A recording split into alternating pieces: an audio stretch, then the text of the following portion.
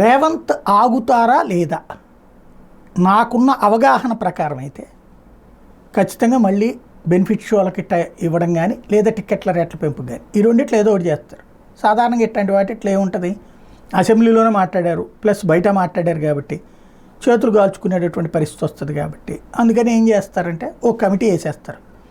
ఆ కమిటీ సమీక్షిస్తుంది. సమీక్షించి బెనిఫిట్ షోలకు అవకాశం ఇవ్వండి, ఓ 10 కాకుండా 1 2 ఇవ్వండి, అది కూడా ఇంత రేట్ ఇవ్వండి. ఇప్పుడు 1100 ఇస్తున్నారు అనుకోండి, ఓ 1000 ఓ 100 తగ్గించండి.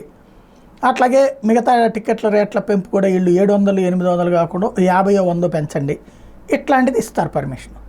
దానికి ఓకే అనేస్తారు. అది తన చేతికి మట్టి అంటుకోకుండా కమిటీ వాళ్ళు ఇచ్చిన ప్రతిపాదనలను అంగీకరిస్తున్నట్టు చెప్తారు. అవసరమైతే అందులో 1 2 తగ్గించినట్టు కూడా చెప్పచ్చు. సహజంగా సినిమా వాళ్ళని వదులుకోవడానికి వీళ్ళు సిద్ధంగా ఉండరు, వీళ్ళని వదులుకోవడానికి సినిమా వాళ్ళు సిద్ధంగా ఉండరు. భవిష్యత్తులో జరిగేది అదే నేను అనుకోవడం అయితే.